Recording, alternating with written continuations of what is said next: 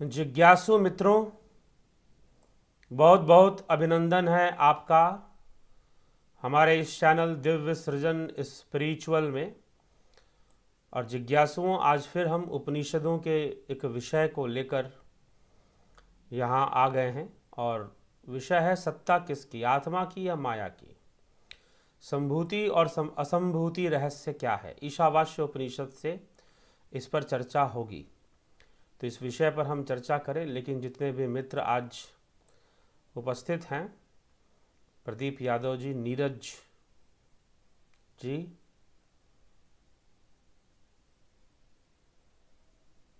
आदि सिन्हा जी,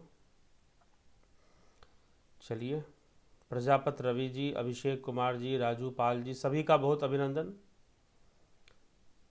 महेश राम पिसदा जी, रंजीत सिंह जी, गोपाल शर्मा जी, रचना जी, जोंती दत्ता जी, योगेंद्र पंडित जी, देवरतन जी, आप सभी को बहुत बहुत अभिनंदन। तो जिज्ञासुओं, सत्ता किसकी है, आत्मा की सत्ता रहती है या माया की सत्ता रहती है। माया का विषय भी समझना चाहिए कि जो मिथ्या है, जो कुछ ना होकर भी सब कुछ ही है, तो किस प्रकार माया की गतिविधि काम करती है, उसे वो भी समझने योग्य है। तो अवश्य ही हम आज वह विषय भी इसमें स्पष्ट हो जाएगा। तो चलिए आगे बढ़ते हैं और उपनिषदों के श्लोक पर हम चलते हैं। ईशावास्य उपनिषद के इन श्लोकों में 3 श्लोकों के अंदर इस विषय पर चर्चा मिलती है। कल हमने विद्या के ऊपर चर्चा की और आज उसके आगे बढ़ते हुए हम 12वें श्लोक से हम चर्चा करेंगे। 12वें, 13वें, 14वें श्लोक के अंतर्गत हम संभूति और असंभूति, संभूति क्या है और असंभूति क्या है, उस पर हम चर्चा करेंगे। तो देखिए क्या श्लोक कहता है। अंधम तमः प्रविशन्ति यो असंभूति मुपासते ततो भूय इवते तमो यउ संभूत्यांग रताः। जो मनुष्य विनाशील देव पितर, विनाशील जगत को जिसमें सारे जीवात्माएं आती हैं, विनाशील जगत जो माया है, जो परिवर्तनशील है। असंभूति, असंभूति मतलब जो परिवर्तनशील है, जो जिसकी सत्ता नहीं है, असंभूति की उपासना करता है, अज्ञान रूप घोर अंधकार में प्रवेश करता है। जो संभुत्याम अविनाशी परमेश्वर में रत है, अर्थात उनकी उपासना में,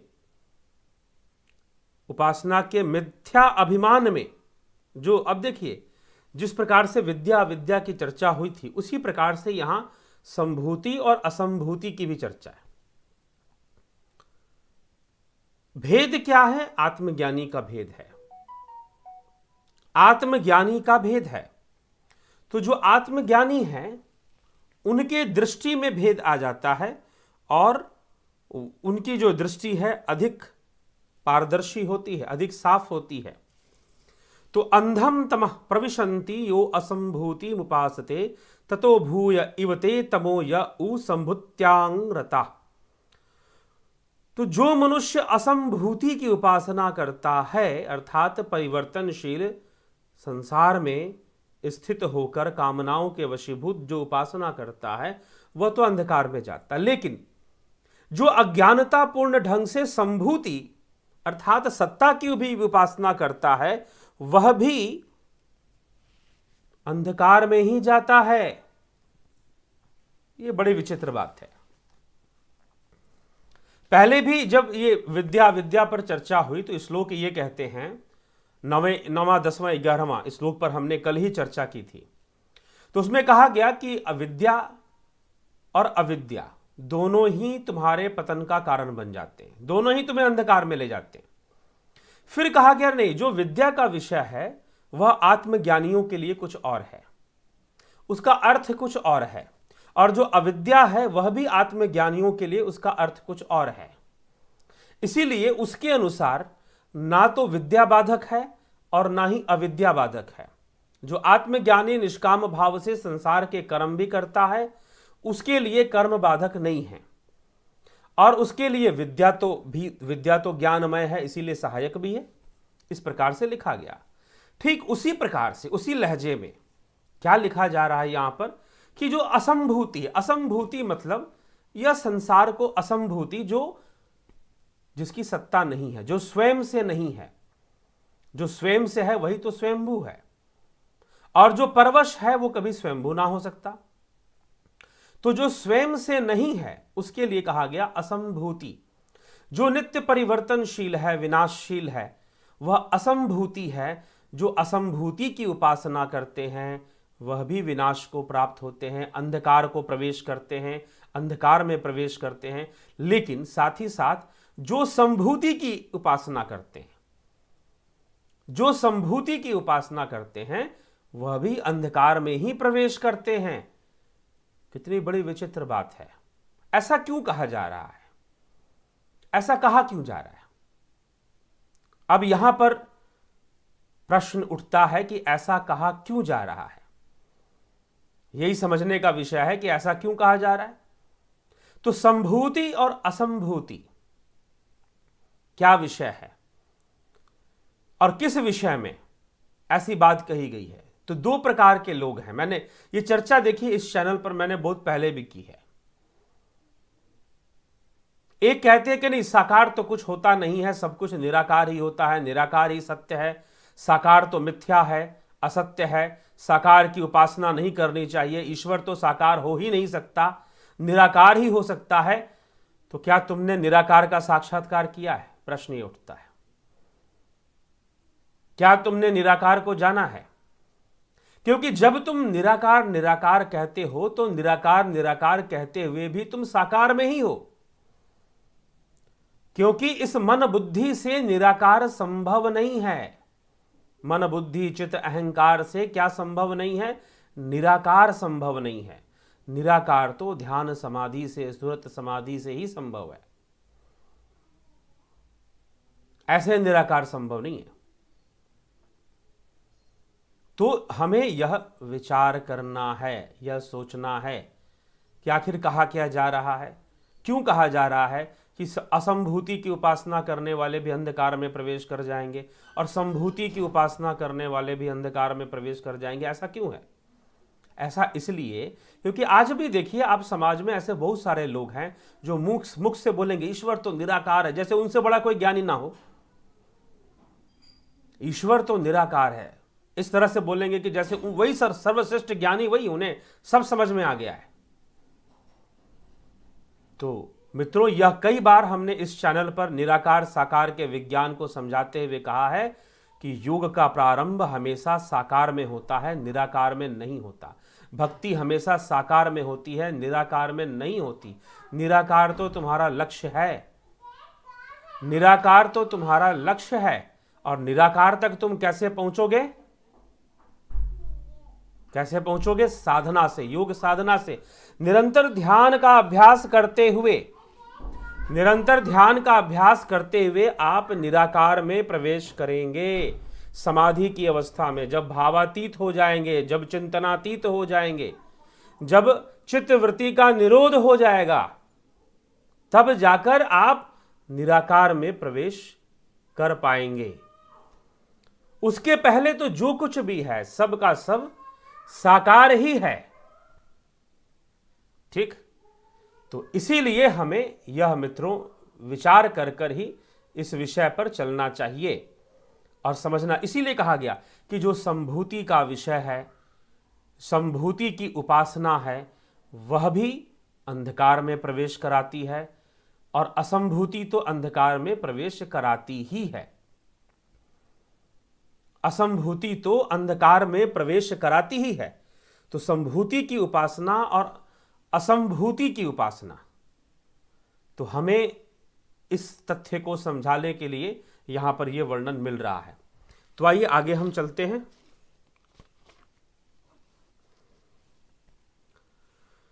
तो अगले श्लोक में कहा जा रहा है अन्न देवाहु संभाव भवादन्य दाहुर संभवात इति सुषुम्म ध्यानाम ये नस तद विचक्षिरे। अर्थात अविनाशी ब्रह्म की उपासना, अर्थात जो संभूति है उसकी उपासना, वही अविनाशी रूप में है, वही निराकार रूप में। और असंभूति जो परिवर्तनशील है, जो विनाशशील है। संभूति जिसका परिवर्तन नहीं, जिसका विनाश नहीं, जो सनातन है, वही संभूति है। और जो सनातन नहीं, परिवर्तनशील है, वह असंभूति है। तो संभवात जो संभव है, जो अविनाशी है, उसका फल कुछ दूसरा बतलाते हैं। और जो असंभूति है उसका फल भी कुछ दूसरा बतलाते हैं। इस फल को समझने के लिए जो आत्मज्ञानी धीर जन है, आत्मज्ञानी धीर जन है, उनकी व्याख्या सुननी चाहिए, उनकी व्याख्या सुननी चाहिए। जो आत्मज्ञानी धीर जन है उनकी व्याख्या सुननी चाहिए कि संभूति क्या है, असंभूति क्या है। अन्यथा सांसारिक मनुष्यों के द्वारा जो मात्र जिह्वा से निराकार निराकार कहते हैं, लेकिन निराकार को नहीं जानते, निराकार को नहीं जानते वो, ठीक। तो निराकार भावातीत अवस्था वह तो समाधि में संभव है भैया, वो अभी इधर कहां संभव, वह तो समाधि की अवस्था में ही संभव है, उससे पूर्व निराकार संभव नहीं है। तो वो आत्मज्ञानी के मुख से उसे सुनना चाहिए, उस व्याख्या को समझना चाहिए, ऐसे समझ में नहीं आएगा, इस उनका कहना है। अगला, संभूतिम च विनाशम च यस्तदत् वेदो भयम स विनाशेन मृत्युम कृत्वा संभूत्या अमृतमश्नुते। जो मनुष्य उन दोनों को, संभूति और असंभूति दोनों को जानते हैं, जो विनाशशील है और साथ ही साथ जो विनाशशील नहीं है वह संभूति है, और विनाशशील असंभूति है, तो दोनों के यथार्थ को जान लेता है, वह असंभूति को पार कर जाता है, असंभूति के मृत्यु रूप को पार कर जाता है, और जो संभूति अविनाशी है, परमात्मा है, उसको भी वह जान लेता है, उसी में जाकर वह परम धाम को प्राप्त कर लेता है। तो 3 श्लोकों में यह बात समझाई गई। पहला श्लोक में यह कहा गया, इन 3 श्लोकों के अंदर, जो कि आपके 12वें, 13वें, 14वें श्लोक के अंतर्गत है, ईशावास्य उपनिषद में 12वें श्लोक में समझाया गया कि आप उपासना चाहे संभूति की करें चाहे असंभूति की करें, आप अंधकार में प्रवेश करेंगे। क्योंकि संसार में जो लोग हैं वो बातों को समझते कम है और झगड़ा ज्यादा करना चाहते। क्यों? क्योंकि सबको अपना झंडा ऊंचा करने की पड़ी रहती है, फलानी फलानी संस्था, और वो संस्था के नाम पर ही सब कुछ करना चाहते हैं। संस्था जो एक इंस्टीट्यूशनलिज्म है, जो कि आपको बिल्कुल आपको अध्यात्म से तोड़ देता है, अध्यात्म के नाम पर, जोड़ने के नाम पर तोड़ देता है, जो इंस्टीट्यूशनलिज्म है, संस्थानवाद है, ठीक है। तो वह जो संस्थानवाद है वह क्या करता है कि आपको तोड़ देता है, और फिर आप रट्टू तोता बन जाते हो कि हम तो निराकार को मानते हैं, साकार नामक कोई। भैया इस संसार में सब कुछ साकार है, कुछ भी निराकार नहीं है। Everything has a form, it may be in wave form, it may be in wave form, even what ever you think that is in form.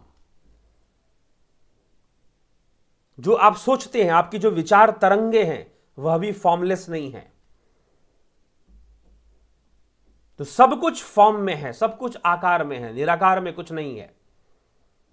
क्योंकि निराकार में तो परमात्मा की सत्ता है, ब्रह्म की सत्ता है, और वह तो तुम जब चित्त का लय कर दोगे, भावातीत अवस्था में चले जाओगे, तब जाकर उसका साक्षात्कार है, तब जाकर वो समझ में आएगा। ऐसे कहां से समझ में आएगा? ठीक है। तो यह हम अच्छे से इस बात को समझ लें। तो निराकार निराकार कहने से नहीं हो जाता। उसी को समझाने के लिए कि जो मात्र बाहर से निराकार निराकार रट लगा रहे हैं कि ईश्वर तो निराकार है, ईश्वर तो निराकार है, अरे जो तुम बोल रहे हो वह भी साकार है। निराकार की भावना ही साकार हो जाती है, क्योंकि संसार भावना मात्र है। निराकार की भावना ही साकार हो जाती है, ठीक। तो यह यहां पर समझाने की कि जो अंधेपन में निराकार निराकार कहते रहते हैं, ब्रह्म ब्रह्म कहते रहते हैं, उनको ब्रह्म नहीं मिलता, वो भी अंधकार में जाकर गिरेंगे। उनकी हालत कैसे है? एक तो जो अज्ञानी असंभूति की उपासना करने वाला है, विनाशशील संसार की उपासना करने वाला है, विनाशशील विषय भोगों के संग रहने वाला है, जो इस संसार के भीतर विनाशशील विषय भोगों के संग रहने वाला है, तो विनाशशील विषय भोगों के संग रहने वाला है, तो वह असंभूति है, ठीक ना, वह अंधकार में ही जाएगा। लेकिन जो भ्रम में आकर, जिसको पता भी नहीं कि ब्रह्म क्या, निराकार क्या, फिर भी ज्ञान, अपने आप को ज्ञानी समझकर, उसे ज्ञानी होने का भ्रम हो गया है, और उस भ्रम में आकर जो है वह निराकार निराकार की चर्चा कर रहा है, ब्रह्म ब्रह्म की चर्चा कर रहा है, बस मुंह से कर रहा है, लेकिन कोई ध्यान योग, कोई उसका अभ्यास, वहां तक पहुंचने का कोई प्रयास नहीं है उसके पास, तो वह भी अंधकार में ही जाएगा। भले ही वह संभूति की उपासना कर रहा है, फिर भी अंधकार में जाएगा, और जो असंभूति की उपासना कर रहा है वह भी अंधकार में जाएगा। तो इन दोनों विषयों को धीरों से, जो आत्मज्ञानी धीर जन हैं, उनके माध्यम से समझना चाहिए।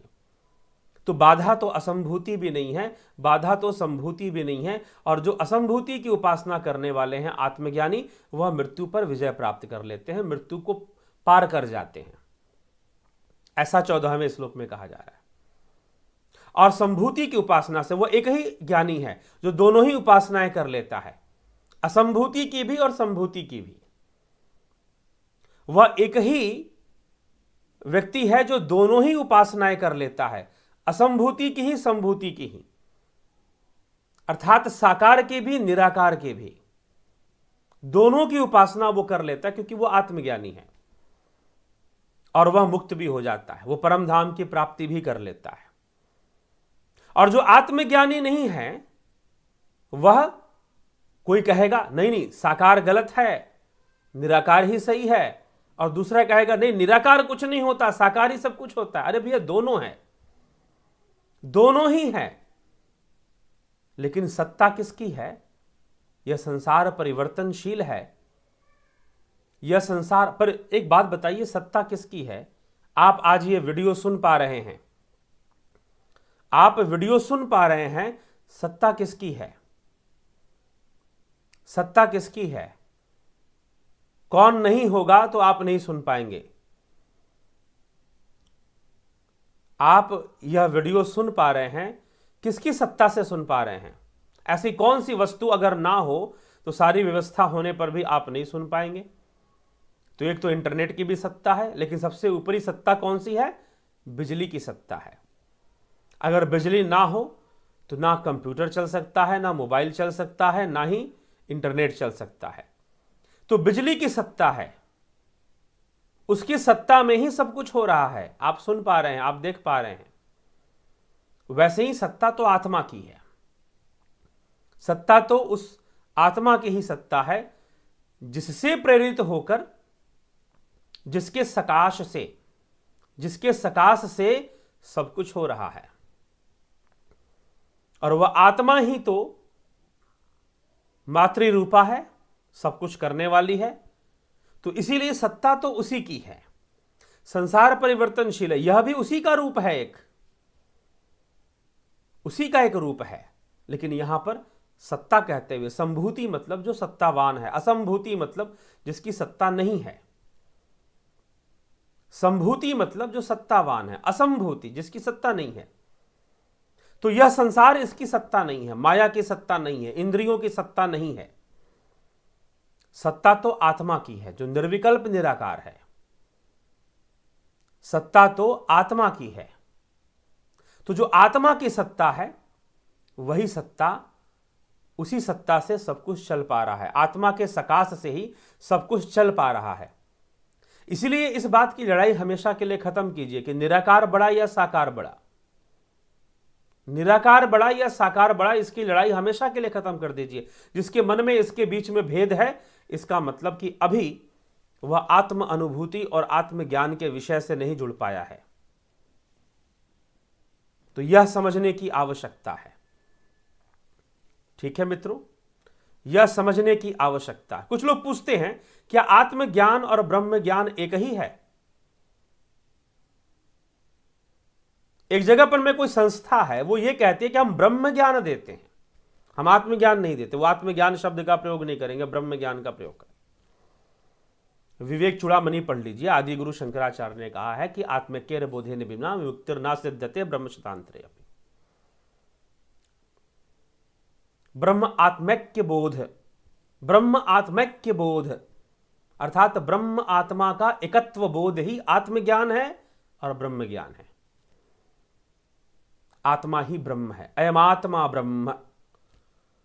तो फिर कैसे कहोगे कि इसीलिए तो आत्मज्ञान ब्रह्म ज्ञान एक ही विषय है उस स्तर पर, अद्वैत वेदांत के स्तर पर। वैसे आत्मज्ञान का विषय सेल्फ नॉलेज, तत्व ज्ञान का विषय है। आप मन, बुद्धि, चित्त, अहंकार, इनको भी जानना तत्व ज्ञान का ही विषय कहा जाता है और आत्मा का ही विषय माना जाता है, इनको जानना। तो जो साधक होगा वो जानेगा। कई बार तो लोग ऐसे मिलते हैं जो दावा करेंगे कि हम ब्रह्म को जानते हैं, हमने ब्रह्म को देख लिया है, लेकिन मन पर नियंत्रण फिर भी नहीं है। मन ना समझ में आया, बुद्धि ना समझ में आई, चित्त ना समझ में आया, सीधा ब्रह्म ही समझ में आ गया। तो कुछ ऐसे भी मिल जाते हैं। तो ऐसा नहीं होता। इसीलिए सांख्य का तत्व दर्शन क्या है, सांख्य का तत्व ज्ञान क्या है, समझना चाहिए, समझना चाहिए। सिर्फ तत्व ज्ञान, ब्रह्म ज्ञान, इन शब्दों के प्रयोग मात्र से कुछ ब्रह्म ज्ञान नहीं हो जाएगा, इन शब्दों के प्रयोग मात्र से कुछ तत्व ज्ञान नहीं हो जाएगा। तो यह विवेक से शास्त्र सम्मत, अगर शास्त्रीय शब्दों का प्रयोग कर रहे हैं तो उसे शास्त्र सम्मत ढंग से ही समझना चाहिए, अन्यथा शब्द का प्रयोग मत कीजिए। अगर आप कहते हैं शिव, अगर आप शिव का नाम लेते हैं तो आप चाहते हैं कि भाई शिव का नाम भी लेंगे और अपनी शिव की परिभाषा दे देंगे, तो शिव शब्द का प्रयोग आपने कहां से सीख लिया? आपको शिव शब्द मिला कहां से? पुराणों से मिला, शास्त्रों से ही तो मिला ना शिव शब्द। तो शिव शब्द तो आपने ले लिया और शिव की परिभाषा अपनी निजी बना ली, तो यहीं पर गड़बड़ होगा, यहीं पर शास्त्र विरुद्ध कार्य है। ये सब, ये सारी गतिविधियां शास्त्र विरुद्ध हैं, तो उसी से बचना चाहिए। चलिए आइए मित्रों, तो मेरे ख्याल से संभूति, असंभूति और सत्ता किसकी है, यह विषय निश्चय ही स्पष्ट हुआ होगा। तो चलिए, प्रदीप यादव जी, धीरज जी, चलो मुक्ति की ओर। जय श्री राम स्वामी जी। मुझे सिर्फ इतना जानना है कि योग द्वारा हम ब्रह्म बनना या उस अवस्था को प्राप्त कर लेंगे, लेकिन सवाल यह है कि कभी तो हम ब्रह्म ही रहे होंगे, तो हम यहाँ क्यों आ गए? क्यों आ गए? अब वो ढूंढिए। आप जब उस ओर जाएंगे तो आपको इस प्रश्न का उत्तर मिल जाएगा कि आप यहाँ क्यों आ गए, कैसे आ गए। जब आप उस ओर जाएंगे तो इस प्रश्न का उत्तर भी मिल जाएगा। आपने लिखा ना, नीरज चलो मुक्ति की ओर, तो जब उस रास्ते पर जाएंगे तो पता चल जाएगा क्यों आ गए। ठीक। आदि सिन्हा जी, गुरु जी, पुरुष और प्रकृति के मेल से जीव का जन्म होता है, बार बार क्यों मनुष्य और प्रकृति का मेल होता है और जाति को मोक्ष की प्राप्ति होती है, जीव को मोक्ष की प्राप्ति होती है और फिर मिलन से नया जीव का निर्माण। ये तो निरंतर चल रहा है। मिलन क्या? चेतन, जड़ और चेतन है, मिलन कौन सा यहां पर कोई मिलन है? ये तो जड़ चेतन की प्रक्रिया है, वो निरंतर चल रही है। इसलिए सृष्टि निरंतर हो रही है, प्रलय भी निरंतर प्रलय भी हो रहा है। वो निरंतर ही चल रहा है। कुछ एक खास समय पे बन जाता है किसी सा, ऐसा कुछ नहीं है। वह तो निरंतर ही चल रहा है। सृष्टि तो निरंतर ही हो रही है ना, जड़ और चेतन से। ठीक। तो यह विषय है।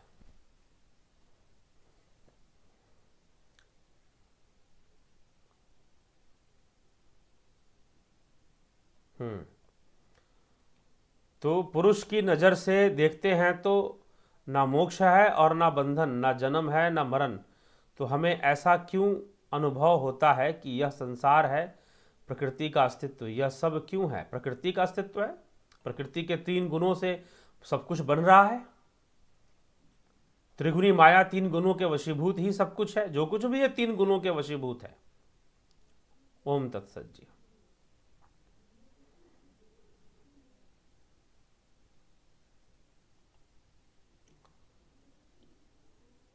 जप तप व्रत पूजा क्या है, ये मोक्ष में सहायक है या पुण्य ही मिलता, पुण्य भी मिलता है, मोक्ष में सहायक भी है। प्रारंभिक सीढ़ी है, प्रारंभिक सीढ़ी। चलिए जी आगे बढ़े। तरनजीत सिंह जी, गुरुजी निराकार को अगर मन बुद्धि से नहीं जाना जा सकता तो योग साधना से जो निराकार को जाना जाएगा वो कौन जानेगा, क्योंकि मन बुद्धि तो प्रारंभ में प्रतिबिंबित रूप में जाना जाता है, ठीक है, ध्यान की अवस्था में, एक ही भाव अवस्था में, उसके बाद जानने की स्थिति खत्म हो जाती है। समाधि में जानने की स्थिति नहीं रहती है, जानने की स्थिति समाधि में नहीं रहती है। और कैवल्य में जहां पर चित्त का संपूर्ण लय हो जाता है, वहां पर ना कोई ज्ञानी है, ना कोई अज्ञानी, ना कोई गुरु, ना कोई शिष्य, ना कोई भगवान, ना कोई भक्त। वहां यह द्वैत नहीं टिकता है, तो वहां ज्ञान नहीं टिकता। इसलिए ज्ञान स्वयं ही बंधन का परिचायक है, ठीक ना। ये तो पहले भी चर्चा इस पर कर चुके हैं कि जानने वाला बंधन का ही परिचायक है।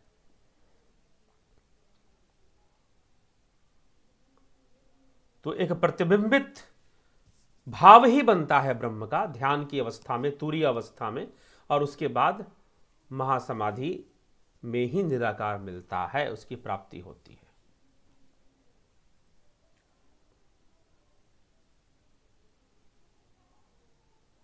Is there a specific place where our Jivatma resides in our body? All is our all pervading. Does it has form? Please, yes, Jivatma has form, and it is all pervading in body. It also works out of body.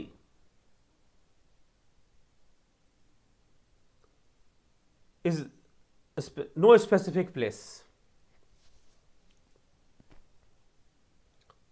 Only it is known through, only to know the Jivatma or Sukshma Sharir is possible through Dhyana, opening of Agya Chakra.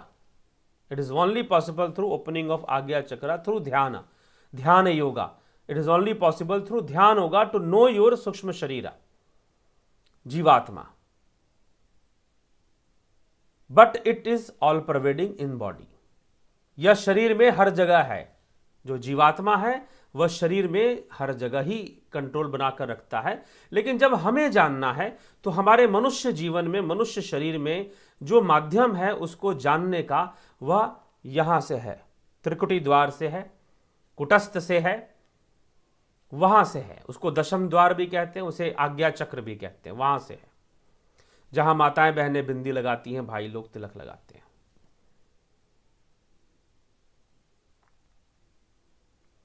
Taranjit जी, निराकार ही निराकार को जानेगा। जी नहीं, जानेगा, लेकिन ध्यान की अवस्था में योगी जानेगा, ऐसी बात नहीं है, लेकिन उसकी प्राप्ति नहीं होगी, उसकी प्राप्ति समाधि से होगी।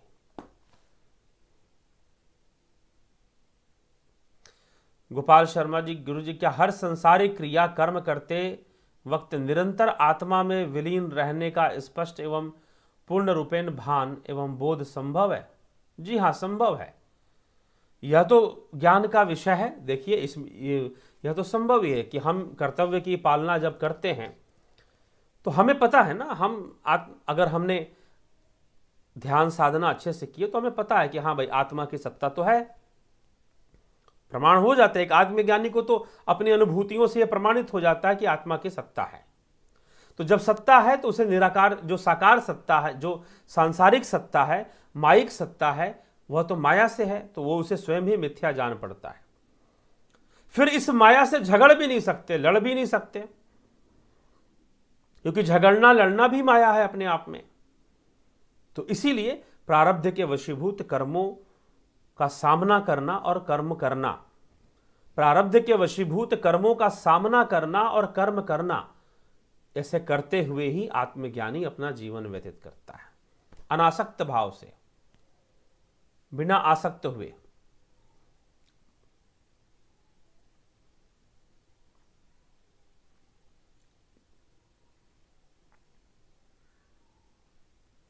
हम मनुष्य ने देवता को मनुष्य के देह रूप से माना, परंतु क्या देवता के देह की रचना मनुष्य के देह की जैसी है या आत्मा या अलग है? जी, यह हमने अपने मानवीकरण से अपनी भावनाओं को मजबूत करने के लिए माना, लेकिन देवता बिल्कुल वैसे ही हैं, तत्व रूप में वो वैसे नहीं हैं।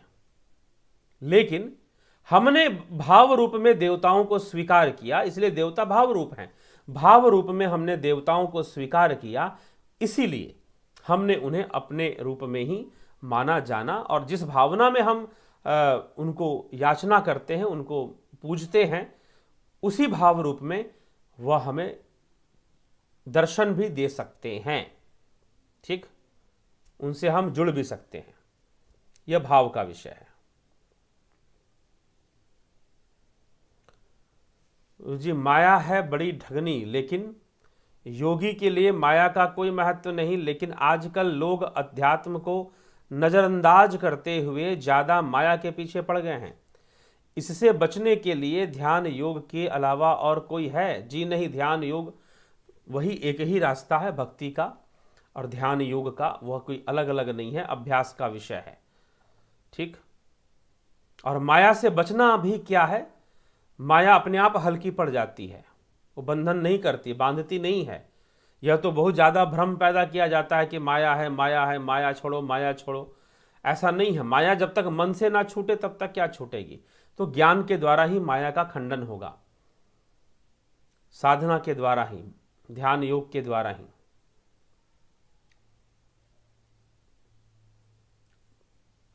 ब्रह्म को जानने से क्या अनुभव होता है? भावातीत, भावनाओं से परे, बियॉन्ड थॉट्स। और जो वस्तु विचार पैदा कर रही है, भावनाएं पैदा कर रही है, वो ब्रह्म नहीं है। वैसे तो संपूर्ण संसार ही ब्रह्म का विवर्त है। हाँ, कुछ अनुभूतियां सूक्ष्म हो सकती हैं, जैसे कई बार लोग अनुभूतियां करते हैं अंतर्घट के अंदर, कहते हैं कि दिव्य चक्षु से हमने ये देखा, हमने नाद सुना। यह सब भी सगुण विषय है, यह कोई निर्गुण विषय नहीं है।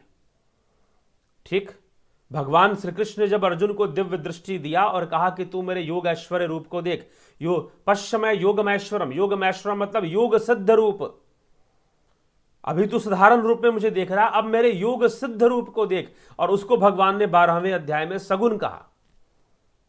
तो दिव्य दृष्टि से कई लोग देखते हैं, कहते हैं हम निर्गुण को देख रहे हैं। जी नहीं, सगुण को देख रहे हैं।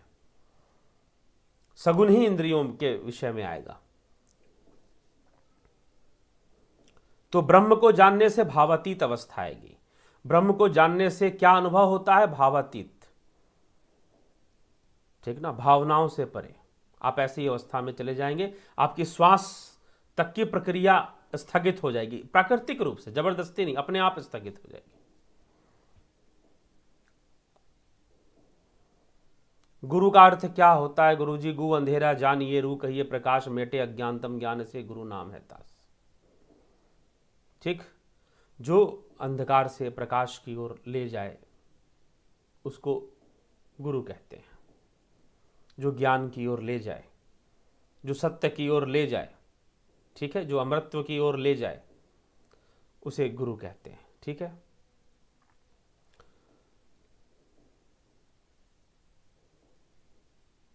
Thanks so much Madhavi Sharma ji. ठीक है, विष्णु बरल जी, गुरु जी, दिव्य जगत में भक्त और भगवान का भाव नहीं होता क्या? दिव्य जगत की बात नहीं कही गई है। परम अवस्था जो है, जो मुक्त अवस्था है, मोक्ष है, जो कैवल्य है, उसके लिए कहा गया कि वहां पर भक्त भगवान गुरु शिष्य नहीं होते, ऐसी अवस्थाएं वहां नहीं बनती।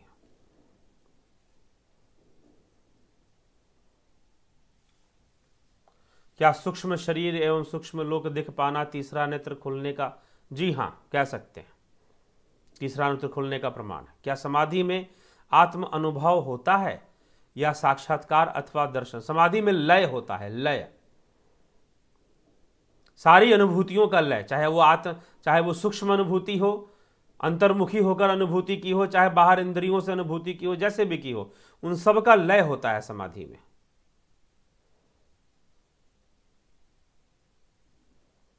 भक्ति में साक्षात दर्शन बताए जाते हैं। जी हाँ, सगुण दर्शन बताए जाते हैं। सगुण रूप से साक्षात दर्शन संभव है। रामकृष्ण की उपासना सही है कि हमें ब्रह्म को ही मानना चाहिए? उपासना कर सकते हैं उनके आदर्शों को धारण करने के लिए, आप उनकी कृपा को प्राप्त करने के लिए, उनसे प्रेरणा लेने के लिए निश्चय ही उपासना करने में कोई बुराई नहीं, करना ही चाहिए। ठीक, अभी तो ये विषय अभी लंबाचिया जी आप फिर से सुन लीजिए एक बार, इस पूरे विषय को स्पष्ट हो जाएगा। प्रारंभ हमेशा सगुण से ही होता है, तो उपासना सही है, सही गलत तो हो ही नहीं सकती। ठीक है, रामकृष्ण की उपासना सही है, गलत तो हो ही नहीं सकती ना, क्योंकि प्रारंभ ही वहीं से होना है। हाँ, अंत निराकार में है, अंत निराकार में है। इसलिए तो यहां पर कहा गया, श्री कृष्ण भगवान ने जो देव पूजा की बात की है वो किस संदर्भ में की? इसी संदर्भ में की है कि लोक संग्रह हेतु। और यहां इन 3 श्लोकों में, आज उपनिषद के जो 3 श्लोक पढ़े संभूति और असंभूति के ऊपर, उसमें यही बताया गया कि आत्मज्ञानी के लिए असंभूति भी बाधक नहीं है और संभूति से तो मुक्ति है ही। असंभूति से भी वो मृत्यु को पार कर जाते हैं। इसलिए ज्ञान दृष्टि से जब बात समझ में आती है तो यह प्रश्न ही नहीं बनता कि रामकृष्ण की उपासना सही है कि नहीं है, या हमें ब्रह्म को ही जानना चाहिए। जी हाँ, ब्रह्म को जानना ही चाहिए। बाकी रामकृष्ण की प्रेरणा, आप ब्रह्म के बारे में जानते कैसे हैं? कृष्ण की प्रेरणा से ही तो जान रहे हैं आप, श्रीमद् भगवद गीता के माध्यम से। ठीक है, तो उनकी प्रेरणा, उनकी उपासना। अब कृष्ण की उपासना क्या है? गीता के श्लोक पढ़िए आप, श्रीमद् भगवद गीता के श्लोक अध्ययन करें, उस पर चिंतन करें, उस पर मनन करें या उसका श्रवण करें, तो यह कृष्ण की उपासना है। अगर आप श्रीमद् भगवद गीता का सही से अध्ययन करते हैं, चिंतन करते हैं, उस पर मनन करते हैं, तो यह क्या है? यह कृष्ण की उपासना ही तो है। ठीक है, तो यह भी इस पर भी विचार कर लेना चाहिए। तो उपासना करनी चाहिए, उसमें कोई बुराई नहीं है। प्रारंभ तो वहीं से होगा। अब ब्रह्म तो बहुत आगे का विषय है, ध्यान समाधि में आगे अभ्यास करते हुए, जैसे श्री कृष्ण भगवान अर्जुन से कह रहे हैं कि अभ्यास करते हुए आगे बढ़ना चाहिए, तो अभ्यास तो करना ही चाहिए और अभ्यास करते हुए आगे बढ़ना चाहिए। चलिए आगे चलते हैं। तो ये आपके प्रश्नों का उत्तर मित्रों, आज इस पर चर्चा हुई। और अभी और कुछ प्रश्न हम ले लेते हैं थोड़ा सा। कुछ लोग प्रश्न जो करते रहते हैं, वीडियो देखते नहीं और सीधा प्रश्न करते हैं तो दिक्कत हो जाता है। ठीक है जी, तो प्रश्न है किसी का,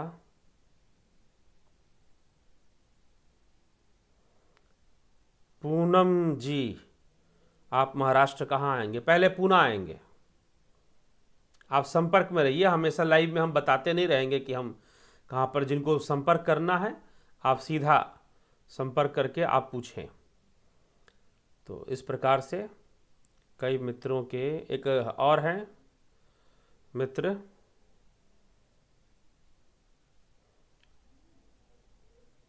अब देखिए मैं नाम नहीं लूँगा, इन महानुभावों का मैं नाम नहीं लूँगा, क्योंकि थोड़ी नकारात्मक कह लीजिए, या कुछ एक होता है ना, टारगेटेड डिस्कशन है।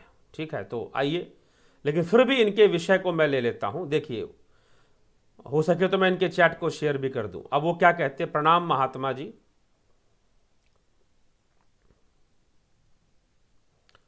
सूक्ष्म शरीर को देखने की क्या विधि है? सूक्ष्म शरीर को देखने की क्या विधि है? प्रश्न क्या है इनका? श्रीमान जी पंजाब से हैं, ये सर जो भी हैं, इन्होंने बताया है यहां पर कि मैं पंजाब से हूं। नाम मैं इनके लिए ही नहीं ले रहा हूं, अगर जरूरत लगा तो नाम लेकर भी एक दिन बोल दूंगा। तो सूक्ष्म शरीर को देखने की क्या विषय है? क्या जान सकते हैं सूक्ष्म शरीर को? मैंने कहा कि हाँ, जान सकते हैं। आप ध्यान योग का अभ्यास करिए, ध्यान योग से। मैंने कहा ध्यान योग से आप जान सकते हैं।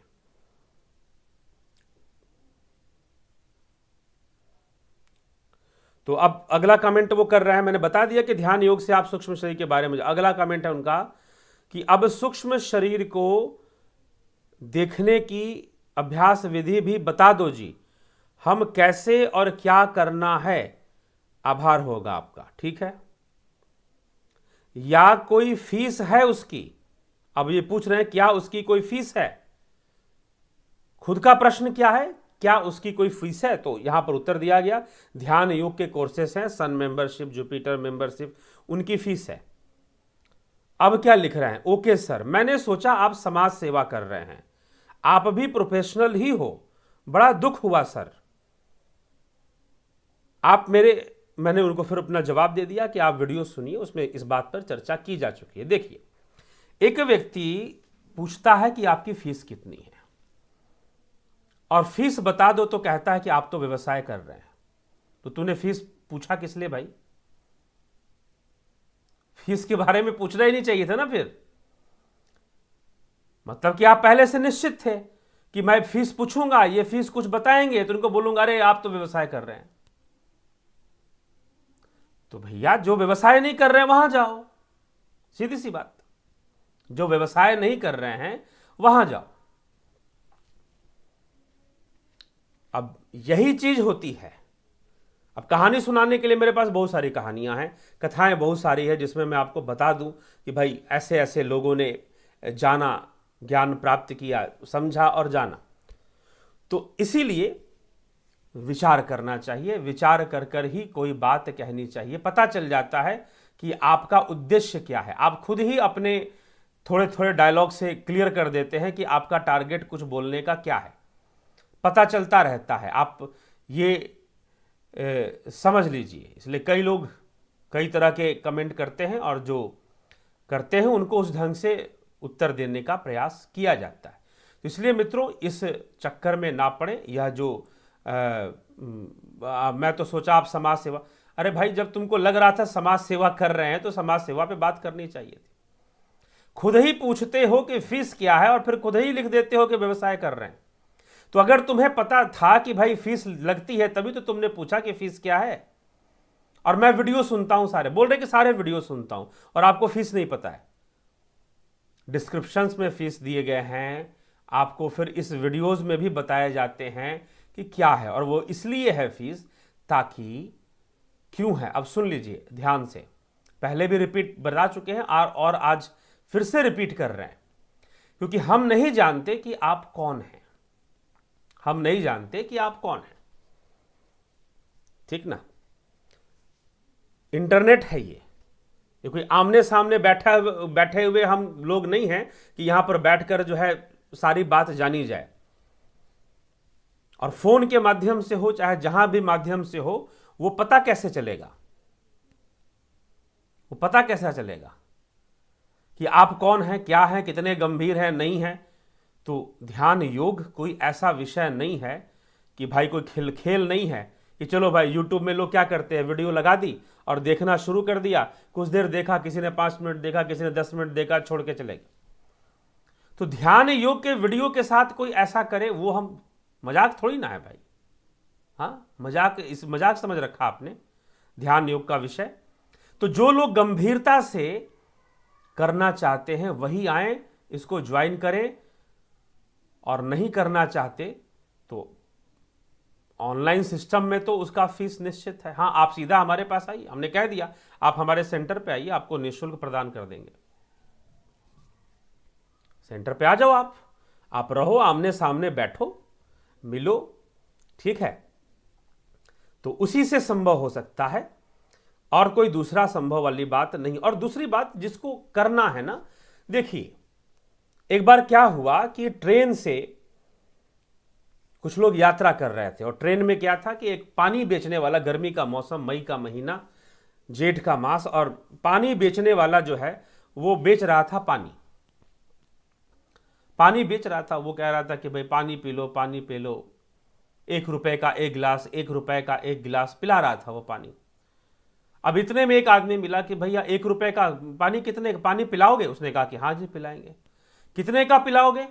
1 रुपए का 1 गिलास पिलाएंगे।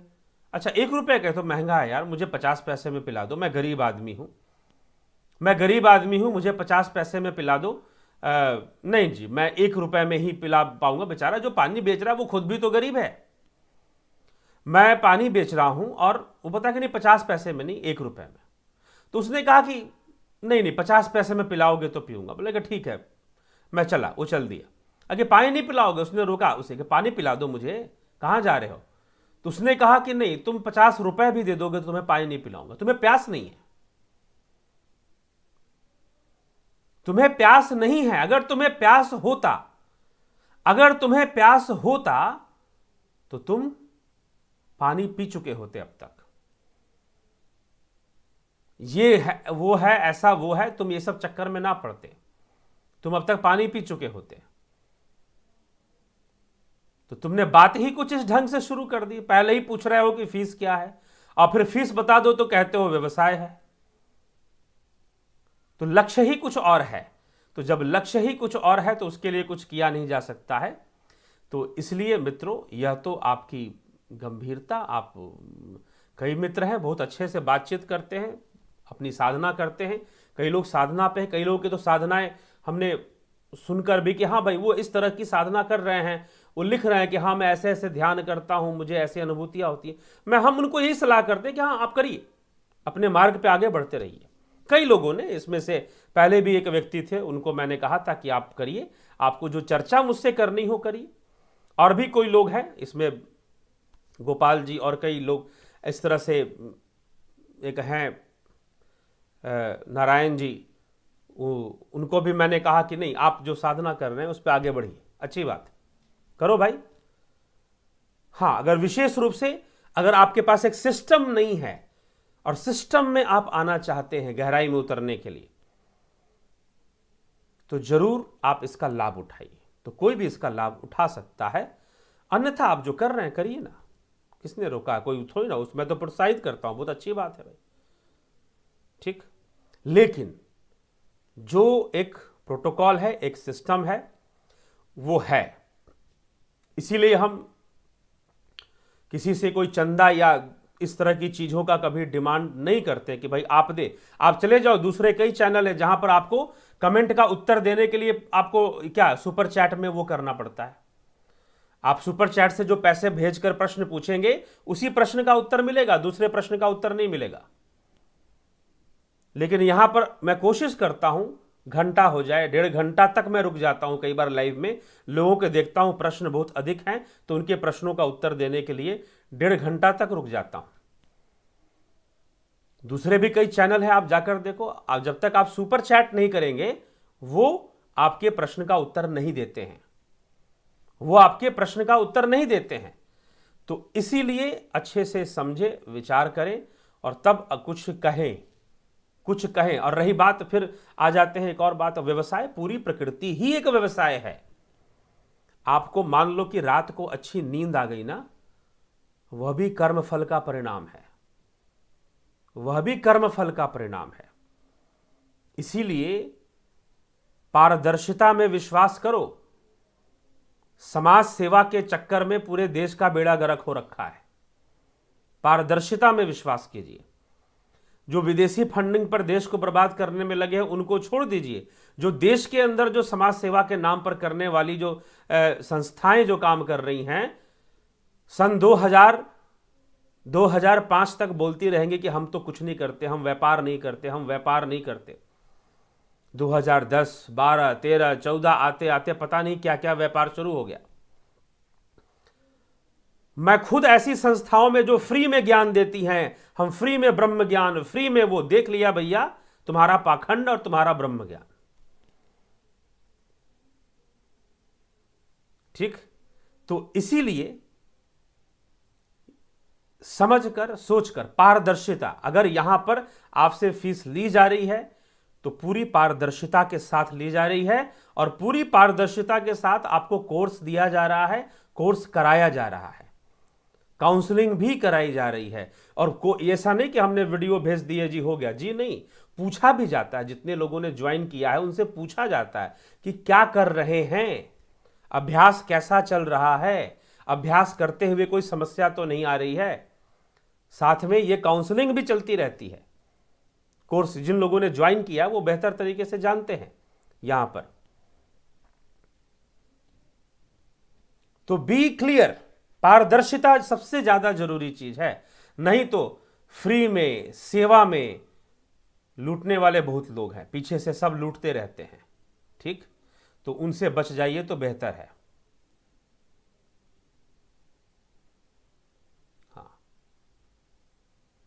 चलिए, तरनजीत से सूक्ष्म शरीर को देखने भी तो कामना है, आत्म में साथ होना चाहिए। हाँ जी, ठीक है, यह भी कामना तो है ही, लेकिन ठीक है, आप सूक्ष्म शरीर के बारे में जानना चाहते हैं तो ध्यान योग साधना से ही तो जानेंगे ना, नहीं तो आपको कहीं से कुछ पता चलता है तो वहां से जानिए।